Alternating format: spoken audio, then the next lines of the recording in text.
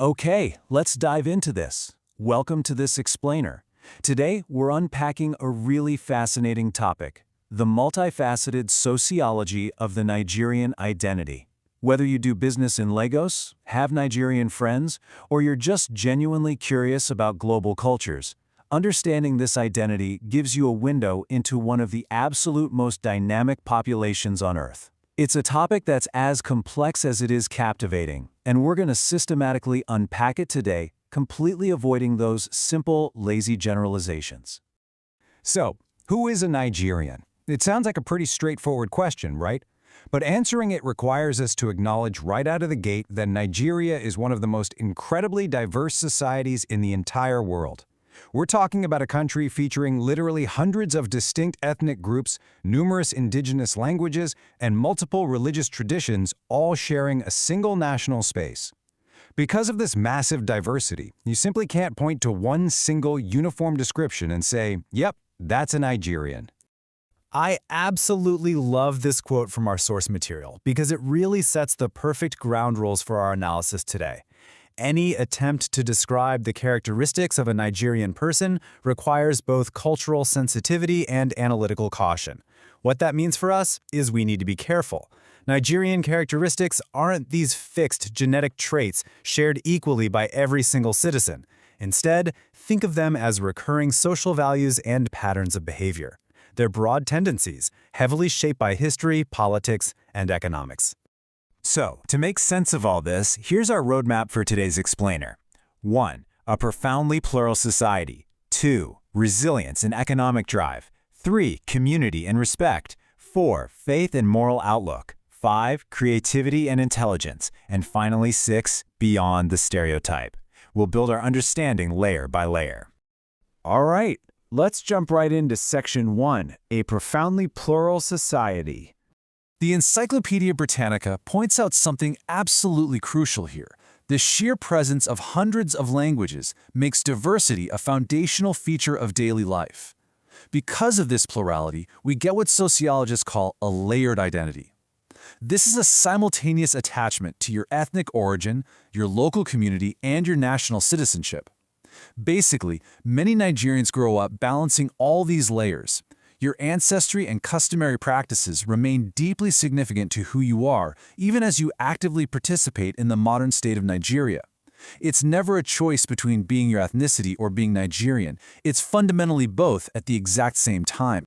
Let's move to and see how this builds across a person's life.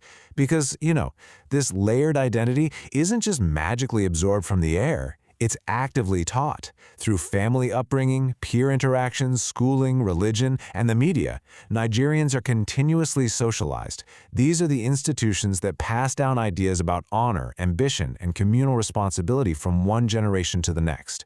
You are literally formed by your continuous participation in these specific social structures. Which brings us to Section 2, resilience and economic drive. Historically, Nigerians have had to navigate some massive disruptions. We're talking colonial restructuring, civil war, intense political instability, and crazy inflation. So resilience here is a socially cultivated response to that structural difficulty. It isn't just a personal virtue, it's a vital societal survival mechanism. Recent reports from the UN Development Program and the World Bank highlight ongoing challenges like severe inequality and urban strain. Within these harsh structural conditions, Nigerians learn to approach hardship not as a final defeat, but as a condition to be managed and ultimately overcome.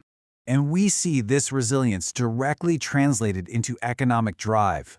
Because formal employment is, because formal salaried employment is often totally insufficient to absorb the millions entering the labor market, early entrepreneurial habits are deeply ingrained.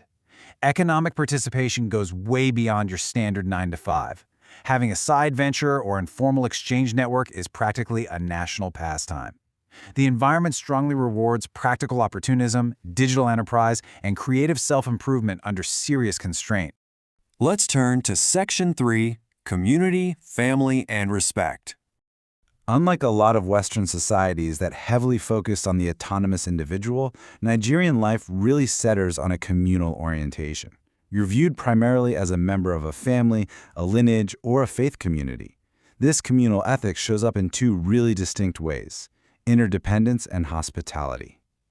Internally, interdependence means there's a strong network of obligations, like supporting relatives financially or showing up for important family ceremonies.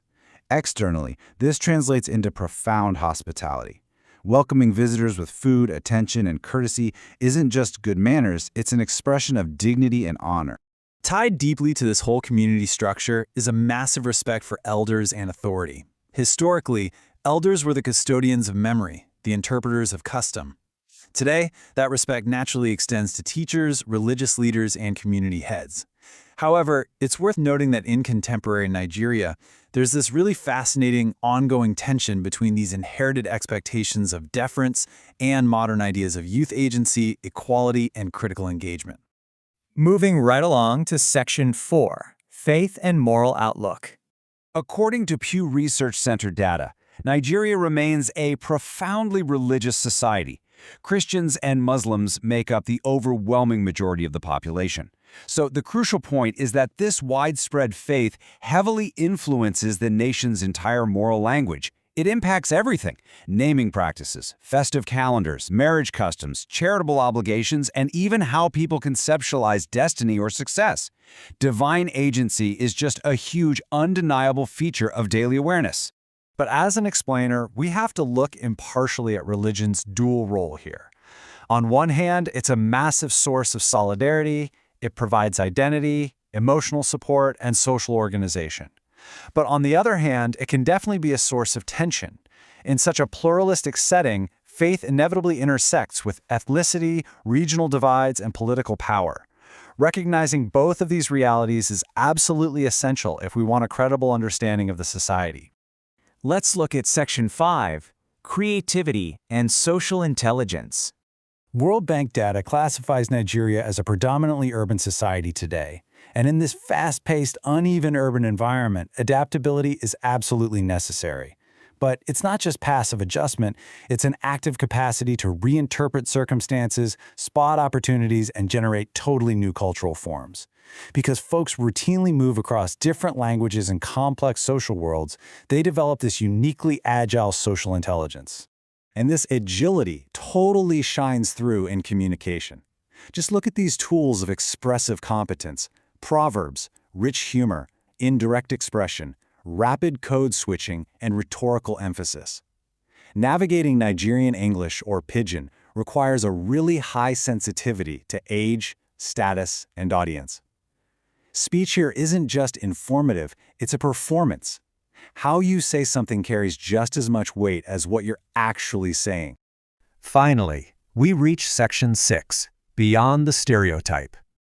While we've talked about broad societal tendencies today, academic balance demands we remember the limits of generalization.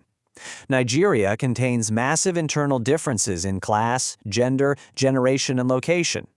Just think about the profoundly different daily realities of a corporate professional in Lagos, a busy trader in Onitsha, a farmer in Benue, a pastoral household in the north, or university student in Port Harcourt. These are all real citizens who embody Nigerian traits, but they do so in completely different ways based on their unique contexts. Now, what's really interesting about this slide is understanding the double-edged nature of these cultural traits. The exact same values can have constructive effects, like communal solidarity, social order, and amazing entrepreneurial innovation. But they can also have limiting effects. That communal obligation, it can create heavy financial burdens of expectation. That high respect for elders, it can sometimes inhibit necessary dissent. And that relentless reliance on enterprise can sometimes normalize a precarious, exhausting survival mode. So, to summarize everything we've looked at, the characteristics of a Nigerian person must be understood as historically shaped and socially conditioned tendencies. They are absolutely not fixed national essences. Any serious account of this identity has to hold two thoughts at once. Yes, there are highly recognizable, vibrant social patterns, but those patterns are constantly being remolded by an incredibly diverse and ever-changing environment. Which leaves us with this final, incredibly provocative question to ponder. As urbanization, digital culture, and global influences continue to accelerate, How will context, difference, and change continue to reshape the dynamic Nigerian personality tomorrow? The layered identity we explored today isn't static. It's actively being rewritten every single day. Thank you so much for joining me for this explainer, and as always, keep questioning the world around you.